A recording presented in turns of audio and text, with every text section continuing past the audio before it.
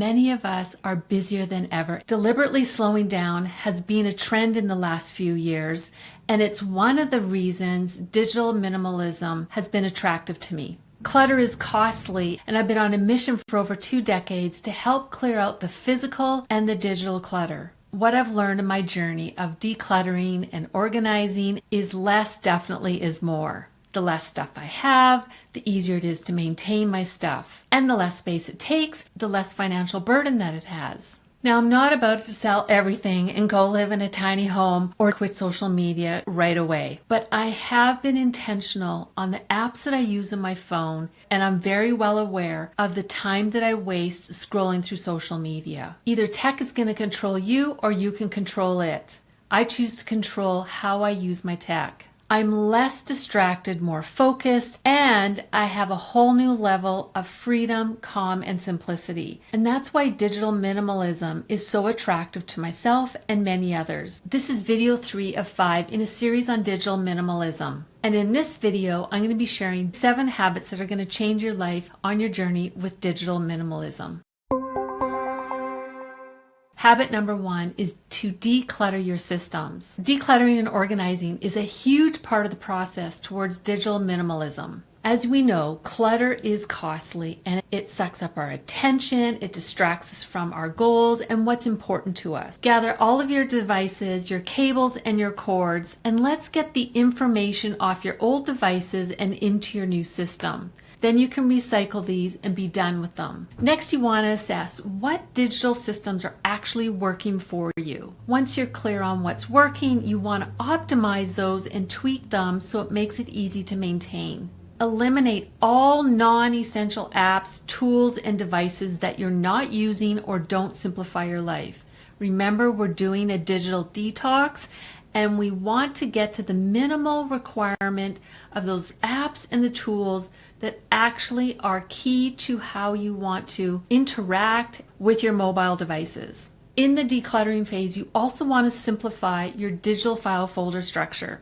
I've created a handout to make this process super easy for you, and I've given you examples of how I've streamlined my digital file folder structure. One of my goals with my tech is to have freedom and not be stuck in front of a computer all day long. This has been in the making for many years, and I'm really clear now on how I want to access my information. And here's the thing, there are strategies that you can actually get it done a whole lot quicker than you think.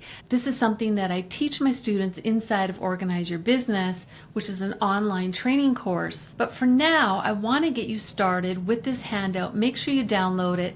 The link is in the description, and start to plan out what your ideal folder structure is going to be. Simplifying your digital file folder structure is going to free up your time. You're going to have less screen time, and it's going to increase your productivity. Habit number 2 is to set clear boundaries. Decide when you want to check your phone in the morning and when you want to turn it off at night. One of the first things I did was I stopped checking my phone first thing in the morning.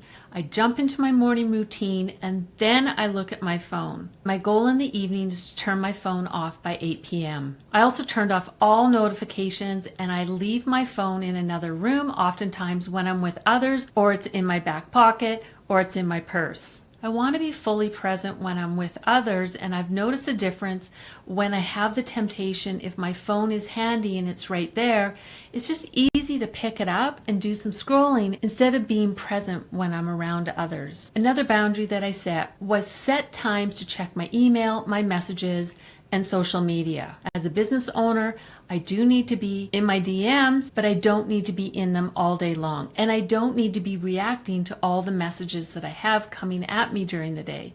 So I choose to check my phone when it works for me, unless I am working on a project and I need to check an email or a message to get the project work done. When I go into my email and I'm checking my messages, I put the blinders on and I really narrow in finding that email, looking at that message so I can get back to the project because I'm in my focus mode, and I've probably set a timer for 55 minutes so I don't get distracted by something else. So use your technology in a way that supports you and your values, and ignore what doesn't serve you. Habit number 3 is to turn your phone off and leave it at home. It's kind of a scary thought to do this at the beginning. Taking a day off from technology once a week can help to reduce stress and re-energize you. I notice when I don't have my phone, even if it's for most of the day or even a half a day, it's just kind of a relief. And I think of other things to do, like go in my garden, or I may just want to curl up and read a book. I also leave my phone behind when I go for walks with my husband.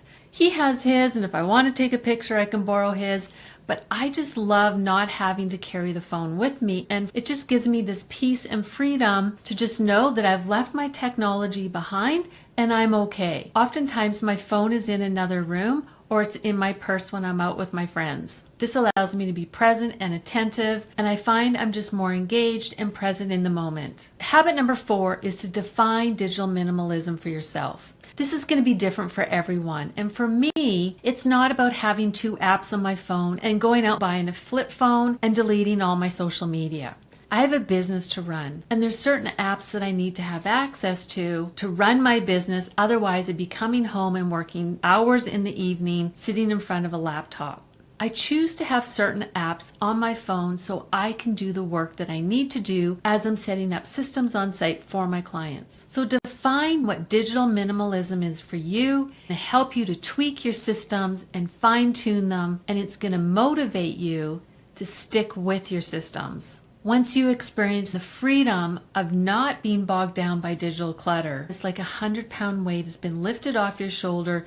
You feel more in control and you're not in reaction mode all day long. Habit number 5 is to discover screen-free activities. Something that I've been doing for the last year is when I'm not on tech, I'm either reading a book, going for a walk, or in my garden. I've also scheduled time in my calendar for these screen-free times. These are for leisure activities that don't require any screen time. Scheduling leisure time into your calendar creates a structure to your day and to your week. It gives you a feeling of more fulfillment, and it helps to limit your tech time and balance your time away from the screens. Habit number 6 is use the 80-20 rule. The 80-20 rule is a concept that 80% of our results come from 20% effort. Get really clear on what is the 20% of the tech and the digital files and all of the apps that you have in your life.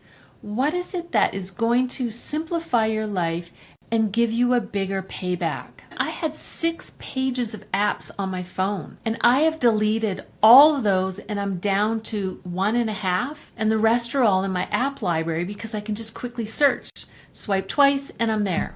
I show you how to do this in video 2 of my digital minimalism video series. Use the 80-20 rule as a guideline for your digital detox. It will help you to get clear on what is the 20% that really matters, and that is going to improve the quality of your life and those around you. Habit number 7 is organize your digital systems. Be clear how you use your technology and how it benefits you is one of the 3 core principles in Cal Newport's book, Digital Minimalism. If an app or tech or device is not simplifying my life and is too complicated to learn or use, I either need to learn how to fully utilize that app or that device, whatever technology it is, and if I can't find a benefit to it and it just is too much friction and frustration in my day, I simply get rid of it no matter how much I paid for it, because it really is of no value to me if it's going to cause me stress and waste my time, and I'm just going to be frustrated with that piece of technology. When I'm looking at new devices and apps, I research the benefits it's going to give me before making a rush purchase and how it's going to integrate into my current digital organizing systems. Digital minimalism has greatly benefited me in the last year. I found new freedom and calm in my busy schedule. I gained peace of mind that I can find what I need when I need it, even when I'm on my mobile devices. It's increased my productivity, not only for myself, but for my team. Less really is more. The less stuff I have, the less space it takes, the less mental stress that it has, the less mental clutter, the more freedom, joy, peace, and calm that I have. I'd like to hear what habits you've been incorporating in your journey towards digital minimalism. Let me know in the comments. Make sure to watch the next video in this series.